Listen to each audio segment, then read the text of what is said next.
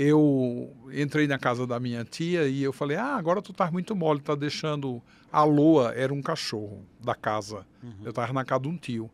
E eu falei, agora você tá deixando a Loa aqui, brincando na cozinha, a Loa toda feliz lá, né? E a minha tia falou, como assim? O que você tá falando?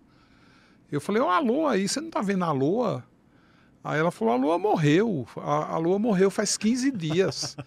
Aí eu falei, claro que não, a Loa tá aqui, vem a Loa. E eu fiquei brincando com a cachorra, entendeu? E ela falou, meu, você tá louco. Tem alguma coisa errada com você, porque a Loa morreu faz 15 dias. E nessa mesma casa era muito interessante, porque essa casa é uma casa muito grande na Granja Viana, a sala era muito grande e tinha uma lareira. Meu tio era engenheiro, engenheiro, ele é vivo ainda, e ele sempre olhava assim para a lareira e eu sempre perguntava, por que você olha tanto para essa lareira? Ele dizia, porque essa lareira me intriga, quando eu ia passar férias lá, na época que eu era sindicalista. Eu dizia, por que essa lareira te intriga? Ele disse, porque ela não acende. E assim, eu sou engenheiro, cara. Eu não entendo por que essa lareira não funciona. Eu faço de tudo para essa lareira acender. Porque essa sala é grande, é fria, eu não consigo acender. E quando eu passei pelo processo de mudança, de transformação, que foi na casa dele, a primeira vez que eu entrei na sala, porque eu estava morando lá, naquelas estrebarias, né, onde aconteceu o evento. E quando eu entrei na sala, tinha num primeiro momento eu achei que era um paciente dele, porque ele estava numa cadeira de roda e ele estava do lado da lareira. E a lareira estava com um crepitar assim de fogo, sabe? E eu falei, nossa, conseguiram fazer a lareira funcionar, né? E estava aquele menino, eu me aproximei dele e falei, oi, tudo bem? Ele falou, tudo bem. Eu disse, você não anda, você é paraplégico? Ele falou, sou paraplégico. Eu até me senti idiota com a pergunta, né? Porque ele estava numa cadeira de roda, mas assim, né? Podia ser enfermo só, né?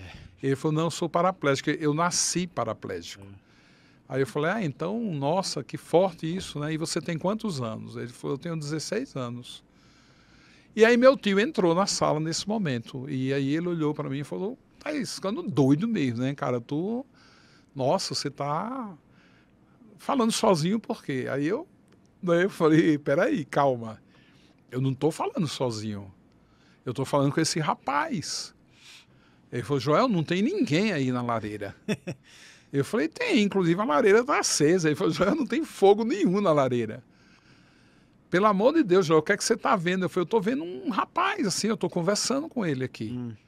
E aí meu tio falou, nossa, mas que coisa estranha, o que é isso? E aí o menino olhou para mim, eu olhei para o menino e a primeira coisa que veio na minha cabeça foi perguntar o nome dele. E eu perguntei o nome dele. Eu falei, como é seu nome? Porque eu queria provar que ele estava ali para o meu tio, né? Aí eu falei, olha, eu vou perguntar o nome dele, Aí meu tio falou, então pergunta. Aí eu falei o nome dele.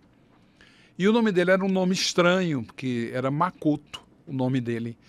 É Makoto, que é um nome que eu, num primeiro momento, achei que era japonês, mas não é. Não é japonês? É libanês, é uma coisa assim, é do Oriente, entendeu? Esse nome, sobrenome.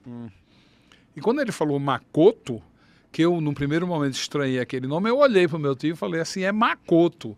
E na hora que eu falei Makoto, ele saiu correndo da sala, porque era o dono da casa. E ele tinha morrido com 16 anos. Então você vê, ele estava naquela lareira e aquela lareira nunca acendia por causa daquela presença espiritual, entendeu? Nossa. E aí eu falei, por que você correu? Por que você correu? Ele falou, meu, é um fantasma, é um fantasma. E naquele dia eu comecei a acreditar em fantasma, né? Aí eu falei, inclusive eu acho que é por isso. Ele fala que essa casa é dele, ele está insistindo dizendo que é dele, que ele não quer que ninguém esteja na casa dele. Aí eu falei, talvez seja por isso que vocês não consigam chegar na sala, porque ele tem uma influência sob esse lugar. Sim. Então foi dureza tirar ele lá, viu? É? Porque aí foi minha primeira desobsessão, né? Como é que foi? Eu fui conversar com ele. Você tentou tirar no diálogo. No papo. Inclusive foi muito lindo, assim, a experiência, porque a experiência foi movida por uma coisa que eu tinha, mas eu não sabia que eu tinha, entendeu? Eu devo ter aprendido isso em alguma vida, né? Porque eu falei, e eu fui conduzindo ele. E foi muito interessante, porque eu notei, por exemplo, que aqueles metais da cadeira brilhavam muito. Era um metal muito limpo, muito brilhante. Então eu achei ela estranha, entendeu? Então eu comecei a achar que aquilo talvez fosse um tecido que ele mesmo criou na memória dele. Então ele mantinha aquilo vivo. Mesmo ele morreu, mas ele levou a cadeira com ele, quer dizer, a ideia da cadeira. O que ele viveu em cadeira desde que ele nasceu. Então, a primeira coisa que eu comecei a conversar com ele foi sobre a cadeira, entendeu? Que eu achava aquela cadeira muito estranha. Então, eu pegava no metal, passava a minha mão sobre aquele metal, não encaixava e eu fui chamando a atenção dele para isso, entendeu? Que aquilo era uma ilusão, aquilo não era real, que ele não estava mais aqui. Foi bem interessante, né? Bem legal.